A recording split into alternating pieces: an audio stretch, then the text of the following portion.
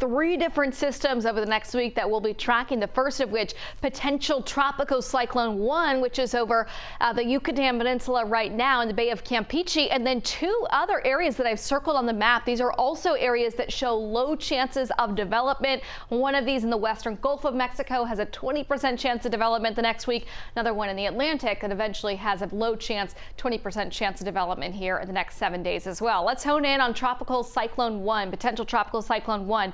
The winds are up there to tropical storm speed, but the structure is not there yet. We've got to have that low-level center of circulation kind of really closed up. So it's going to take another day probably before this becomes a named storm. The first name on the list is Alberto. But why am I showing you this? Well, the center of the storm heads into Mexico, but this thing sends a lot of moisture up into Texas. You notice there in parts of the coastline of Texas, they've got tropical storm warnings now in effect. They're already getting some of that tropical rain moving in today. They'll see more through the day tomorrow and into early Thursday. Locally, though, this yellow color south of kind of San Antonio, they could see potentially rainfall